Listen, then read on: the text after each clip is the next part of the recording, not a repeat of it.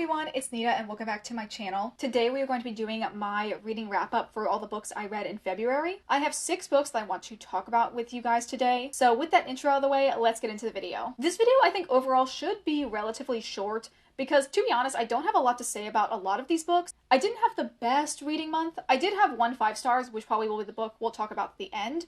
But for the most part, a lot of the books I read were between like 1.5 to 3.5 stars. 3.5 stars are kind of like my cutoff for if a book is good or not, at least in my eyes, and if I enjoyed my reading experience. So for a lot of these books, it was kind of a little bit lackluster. The first book I wanted to talk about is The Little Book of Cottagecore by, I think, Emily Kent. This book I gave 1.5 stars.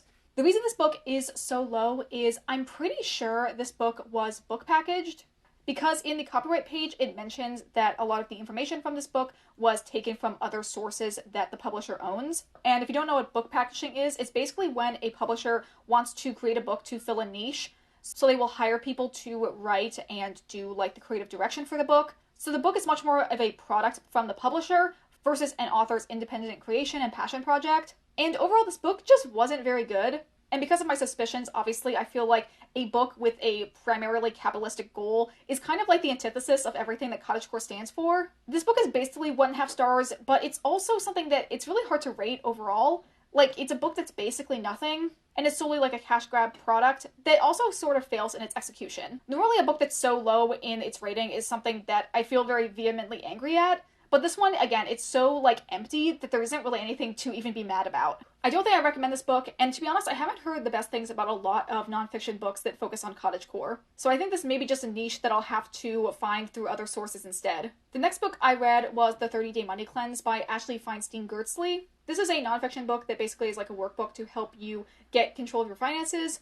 It basically does that by initially having you start out by doing like a no-buy for the first week or two, and then slowly add back in your other purchases to kind of get to the root of why you make those purchases, and if there are alternatives to give you like the same amount of joy but for less money from other sources. I guess starting off one of the main negatives is obviously the fact that this title and throughout the book there are some questionable like diet culture references in it. It is a very basic book, so I think a lot of people are like, yeah, no fucking duh, you should be doing these things. But I feel like at the same time, knowing those basic level things are important to help you feel grounded, because you obviously need that groundwork to then build off of. And even if the stuff is kind of basic, it's not like it's also good advice. I read this as an audiobook because, as I said in January, I was interested in reading some more short nonfiction audiobooks, but I definitely feel like that was like a disservice to my reading experience, because the book definitely functions a lot more like a workbook, and not having the physical version to go along with definitely hindered like the amount of information I could really take from this. Overall, I rated this 3 stars. The next book I read was To Gaze Upon Wicked Gods by Molly X. Chang. This is an upcoming adult fantasy release that follows our main character Ru Ying, whose world of Pengu is invaded by this interdimensional empire called the Romans. Even as Ru Ying's people have magic, the Romans have our like modern military technology, and they've completely bulldozed the people of Pengu and have been slowly colonizing them and rooting out the resistance for most of Ru Ying's life. Ru Ying's magic is tied to the god of death, and she gets selected by one of the Roman princes, Antony, to be his personal assassin. I had the opportunity to read this as an e-arc. Thank you so much to NetGalley and Random House for providing me with an arc for review purposes. This book is kind of bad. In the beginning, it's very info dumpy and doesn't have really great flow. And I can't say I really liked any of the characters, even by the end of the book. All that being said, I was kind of gripped by this. And like halfway through, I was really enjoying myself. And I feel like the structure did get better as the story went on. There were definitely moments when like the action was actioning and the plot was plotting. So I kept on wanting to read to know what would happen. This book does have a lot of haters from the early reviews. A lot of people have disliked this because they consider it to be a colonizer romance between Ru Ying and Antony. But to the people that are saying that, I'm like, do you guys have media literacy? Because Antony is clearly the villain. Like, you guys know he's the villain, right? Him and Ru Ying are obviously not supposed to be couple goals. Obviously, I'm someone who's not of Chinese descent, so I can't really comment on maybe the experience of other people of color who are reading this book and getting that interpretation, but I think it's very clear from the author's note at the very beginning that she does not intend for this couple to be like endgame, and definitely sees Antony as an overarching villain for the story. I think that maybe it was just ill marketing that pitched this as supposed to be enemies to lovers that led a lot of people down that path. But there was another character very early on who, as soon as I met him, I was like, oh, this guy's definitely going to be the end romance for Ru Ying. And I definitely think that is the direction the story is going to take in the sequel books.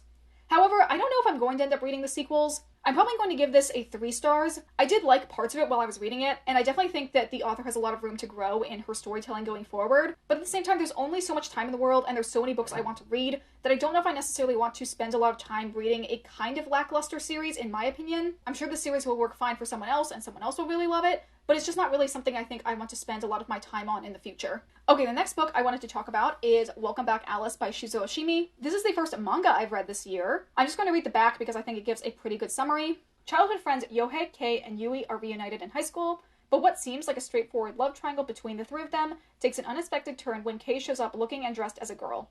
In this story of adolescent awakening, perversion, and love, Oshimi sets out to explore the boundaries of gender, sexuality, and identity. Again, talking about what the summary says it's supposed to be about, this story is supposed to be a study on like masculinity, attraction, and gender expression, but overall it kind of came across as just being gross. I feel like this book does a really big disservice to trans people by making Kei seem like a more villainous character. Kei is shown to be non-binary. Originally at the start of the story, he's presenting as a male. And then when they start high school, Kei starts wearing the girl's uniform, and he specifically says he doesn't want to be either a guy or a girl.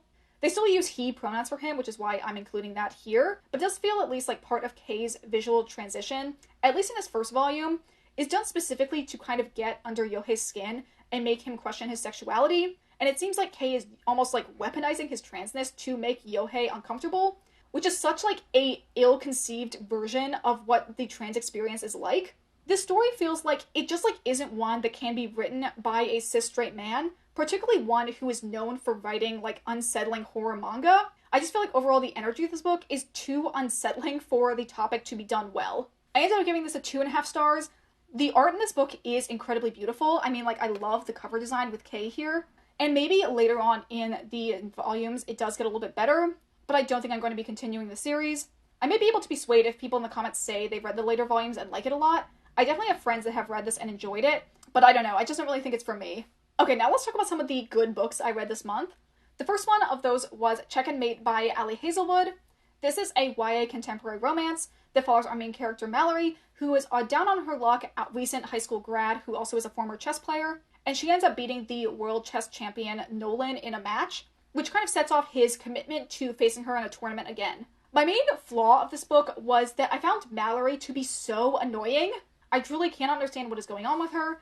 It's just more probably like personal taste and me finding her very unrelatable. And I do think a lot of her flaws were obviously part of like her character growth over the story. So I can't knock it too much for that.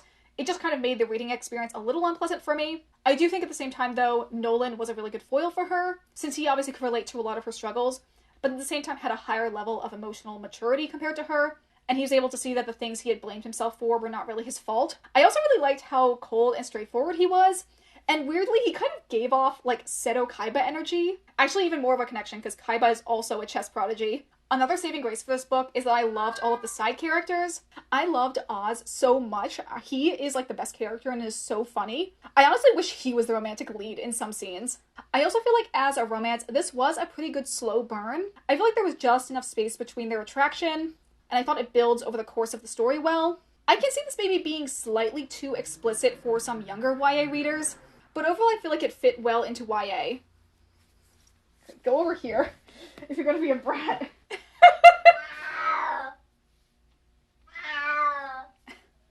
Now let's talk about the best book that I read in February, and that was my only 5-star, which was Word Slut by Amanda Montell. This is a nonfiction that blends social linguistics with feminism to discuss the gendered elements of language and how misogynist tendencies in language can be combated. I feel like this book really makes you think, which is obviously a great sign for nonfiction, and is equal parts funny, witty, informative, and eye-opening. I realized I really like Amanda Montell's writing style because she kind of feels like the book version of a YouTube video essay, in that she will have a core topic, but then will tackle it from a lot of different angles, as well as bring in a lot of relevant subtopics to help make each chapter feel fully well-rounded. I loved so many parts of this book, but chapter 3, which is about how women talk to each other when men aren't around, it actually like knocked me on my ass because it explained a concept that I do all the time when talking to people that I had no idea was that common or even something connected to my gender. Overall, I love this so much. The audiobook also was narrated by Amanda Montell. This was her first book published, but it's the second one I've read from her. And she does have a new book coming out in 2024, which I think I probably will end up pre-ordering, considering the other 2 books I've read of hers have been 5 stars. I was a little hesitant because the topic isn't something I'm super interested in, but I feel like given her writing style, she'll find a way to make it super interesting and intriguing. Okay, so those are all the books I read in February. Now I want to do like a couple of random reflections for the month overall. Even though I had quite a few books that were like under 3 stars, I do feel pretty positive about this month. I feel like I just haven't really dwelled on the negativity of any of like the lower ranking books. And I feel like any month where you have a 5 star, it's going to be at least somewhat of a good month. I want to give a quick kind of like no-buy / book buying ban update. I did end up buying a book using my Pango credits, which was this one, which I then unboxed in my previous video, which was my reset vlog. I think in terms of buying books, I'm going to try and limit myself to only using the money in my Pango Books account from selling books. I feel like that's going to be a good way to help like curb myself and kind of will force me to have more of a like almost rule of 5 goal instead of completely cutting out no books ever. I do feel like I was feeling a little bit more guilty about my Illumicrate and Dazzling Bookish Shop subs and them still being active while I say I'm on a no buy. So I still kind of have to reckon with that. However, I am reading and am planning to read more of my subscription box books in March. So I think that will help me like adjust and also figure out just how much I like those books from those subscription services. There was also one other thing I bought this month because I'm going to be so serious with you. I almost cried when I saw the Illumicrate announce these. And those are, of course, the Illumicrate special editions of Silver Under Nightfall and Court of Wanderers. I was like, thank the Lord, I still have my sub active so that I can get these when they are on pre-sale. I obviously bought these, but at the same time, I don't feel bad about it. Because for one thing, these are kind of like one of the only series I would chill out to get special editions for. The only other one I would spend like an absurd amount of money for is like the Montague Siblings series. And that isn't happening anytime soon. I guess that ramble is trying to say that I don't think I'm going to keep my Illumicrate subscription specifically to get other special editions from them. I can just tell there's not going to be another book series as much as like the Reaper duology that they'll come out with that I'll need to get the special edition for. And I also don't feel like I need to keep their monthly sub because if I like or am interested in any of those books, I can get them secondhand or in other ways. Hopefully that all makes sense. Anyway, that is it for this video. I'd love to hear any of the books you guys read in February in the comments down below. Please consider following me on the Storygraph if you'd like to see my reading updates in real time. I also have a link to my Bookstagram, as well as, if I can remember, a link to my Libro FM if you want to sign up using my code. But that is going to be it for me today. I hope you all have a wonderful day, and I will see you all in the next video. Bye!